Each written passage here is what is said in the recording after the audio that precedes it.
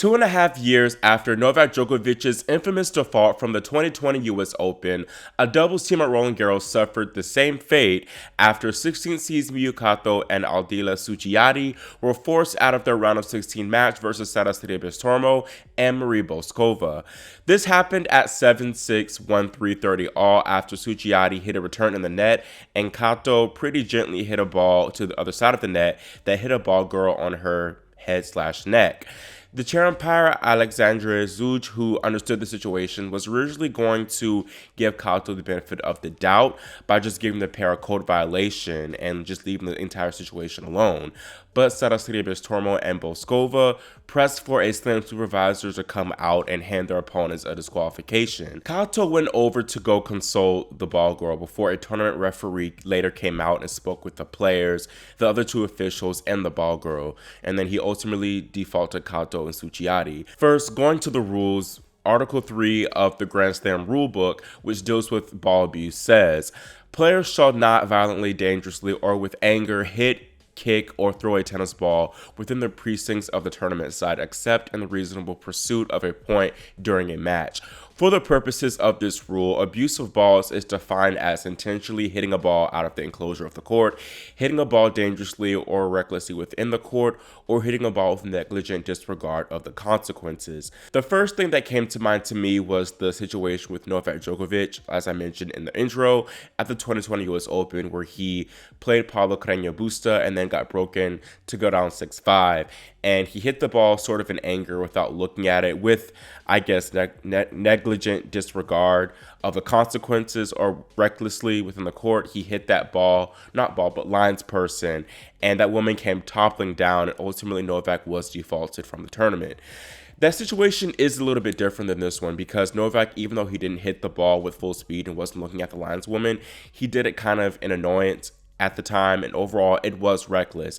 I know there was debate about whether the linesperson was just being dramatic and whether she was actually faking, but Novak was on the same side of the court as her, so the impact was worse. Now here with this doubles match, Kato was all the way on the other side of the court, and clearly she didn't hit it with any anger, violence, or with negligent disregard of the consequences. Doing my full journalistic due diligence here, the 16th seeds were robbed out of a point prior to this all going down, as first the umpire overruled an out ball, then incorrectly awarded a point to Sorribes, Tormo, and Bouzkova after Kato hit that ball back in play after the out call was made. Still, I don't think the Japanese woman was hung up on that and she wasn't really thinking about that call when simply hitting the ball back over the other side of the court. I think she was just literally trying to give the ball to the ball person, but that ball girl was not paying attention. To me, the ball girl was crying more out of shock than out of pain. She pretty much wasn't really paying attention and she wasn't expecting the ball to literally come into her head. She did seem like a young girl. I know I saw a lot of people being like they came from the same, this ball girl and Djokovic's victim, they came from the same school of acting, but this is a little girl. I don't think that we should be that tough on her. I'm not going to go in on her at all. I definitely think that these type of calls are based on the reaction of that said person that was hit. Looking back at last year's Miami Open, American Jensen Brooksby threw his racket in anger and actually hit a ball person, but he wasn't disqualified. He only got a warning, I believe. And that was mainly due to the man who he hit not making a big deal about it at all, just going about it as normal. Even more comparably, at the 2014 Monte Carlo Masters, Roger Federer accidentally hit a ball person and he didn't even apologize for it. And honestly, he would have gotten disqualified in this case, to be honest. It's that comparable to me. The rules need to be applied consistently across the board when it comes to this sort of matter. It doesn't need to just simply rely on whether the ball person or whatever reacted poorly to it happening. I'm wondering, did the supervisors even watch the video of this entire encounter?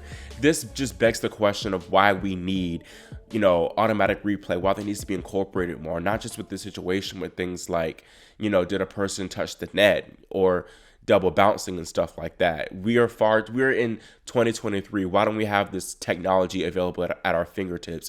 This all could have been avoided if the tournament supervisor would have looked at a video or replay of the entire situation and then made a logical decision instead of just relying on he said, she said. That's just like, are we in archaic times here?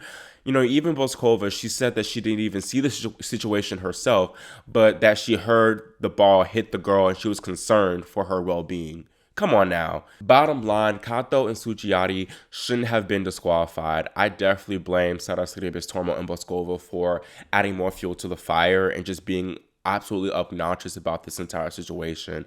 Bouzkova, she had a reputation of being the sunshine girl, all nice in the locker room, but looks can be deceiving, because that was some BS. Maria, I understand why you would want the doubles round of 16 check. You got bounced in the first round, I believe, to Ji Wang. So I understand your point of view. But looking at you, Sarra, you are greedy. You just got a walkover into the fourth round after Elena Rybakina withdrew from the tournament due to illness. You weren't even supposed to be in the second week of a slam. You already got that nice $250,000 check from that. And you want to scam a doubles round of 16 match too? How low can you get? Sarra Sorribes Tormo, she went quickly to go put up her racket. She was like, all right, I'm done. Like, how cheap are you? I know you were injured for a little bit, so maybe you're that desperate for the money, but that's just greedy overall. Like, you were looking for that easy win. Like, that's just low. If I were Kato or Sujiadi, I would have been absolutely pissed, especially after Money went over and was like, sorry for this, and then shook hands with them. If I were them, I would have just slapped her hand, because y'all, especially after y'all robbed us of that doubles match. I'm not saying they would have won the match, but still, they robbed them out of a chance of fighting for the victory. And watching that match, even before this whole thing went down, they were the better doubles team. Just looking at this with a wider scope, Kato and Sujiadi, unlike Miyu Bouzkova and Sarra Sorribes Tormo, they solely play doubles. They rely on this. This is why they're the 16th seeds. They rely on that doubles check. It pays their bills. So for them to be robbed of the opportunity to go deep at this big stage of a slam, it's devastating. You can see that devastation on Kato's face. She was literally crying and had to be consoled by Sujiadi after being disqualified, because it means that much to them. It was just awful. That's all I have, y'all. Let me know what y'all think about the situation in the comments below, and whether you agree that Kato and Sujiadi were indeed robbed. Also, make sure y'all subscribe and click the notification bell so you're notified whenever I post new content. Thanks for watching, and I'll see y'all next time here on Grand Slam Tennis News Today. Well, Brody won the point, fair and square. That's not in debate. She should be disqualified, says Brody. I think that may be taking things too far.